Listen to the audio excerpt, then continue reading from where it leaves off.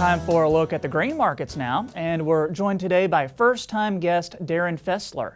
He's a trader and advisor with Lakefront Futures, and oftentimes you'll hear folks saying this is the kind of a slow time in the markets, but with uncertainty remaining before planting and international news in China and South America, there's still lots to talk about. So we began our interview by looking at the recent USDA Outlook Forum and the major stories from there.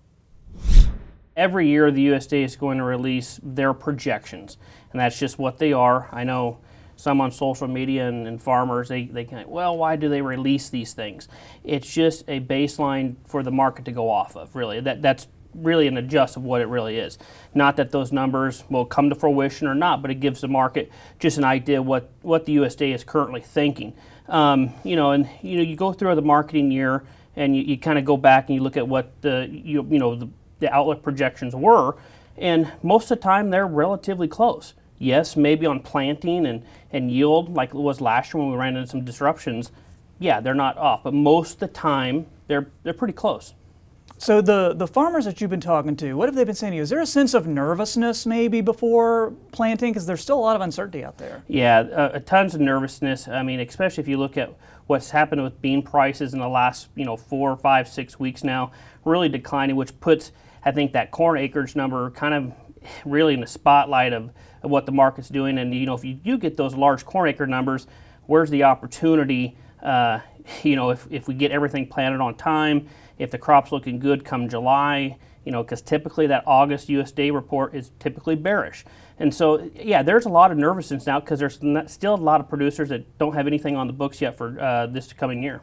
And I wanted to look internationally for a minute. I found this was pretty interesting. News coming out of China that 16% of China's corn crop could be impacted from armyworms.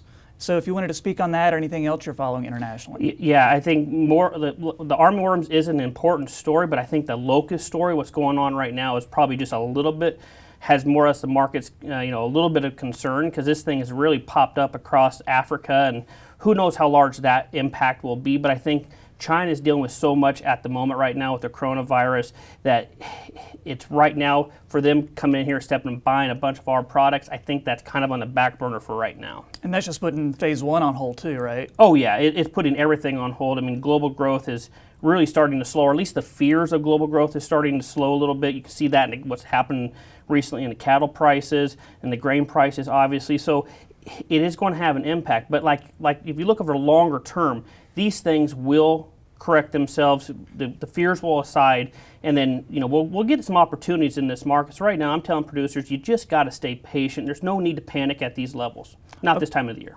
Okay, and also want to talk about the U.S. dollar because it is just through the roof right now. So how does that come into play when we're making our ag decisions right now? Yeah, I mean, you look at the currency relationships with our main competitors, being Brazil. The real is making new lows, it seems like, by the day. And so that's putting the U.S. producer at a disadvantage when it comes to try to export our grains. Really, it's more competitive for buyers around the world to go to Brazil because it's just cheaper.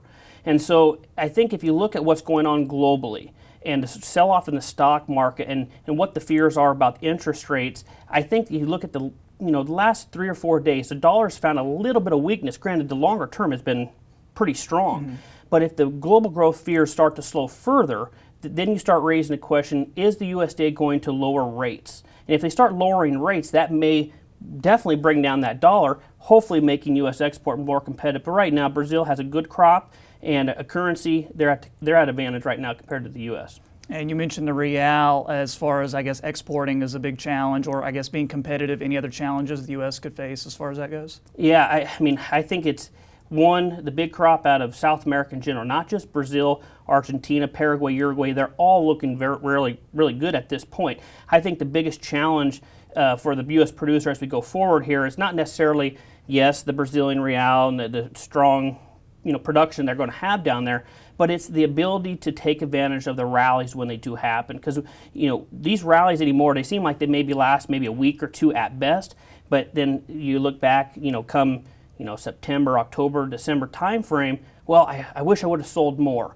And that's just, partnering with someone that is willing to push you a little bit more to get more aggressive when you need to get more aggressive. I think that's probably going to be the biggest challenge producers face this coming growing year. And finally, first time on the show for you, so good to have you here. You're with Lakefront Futures. So give us a quick rundown of what you do and if you have any final pre-planting advice for us. We're all ears on that too. Yeah, Lakefront, we're a firm all around the world actually, because we have a managed futures division, but mostly my bread and butter is working with ranchers, farmers, trying to hedge it, more or less using the options and the futures board to really manage that risk. Really from clients I work with from anywhere from 80 acres over 40,000, from North Dakota to Texas to Colorado to Ohio. So there's not really anything that we can't do on the board related, but really what I advise, producers to do, and even ranchers as we go into the more to this year, is take advantage when the market rally happens, and don't be scared to sell it. As long as you have a good sense of where your crop is, feel free to go sell it. You got good insurance levels. Take advantage of that by using options and futures.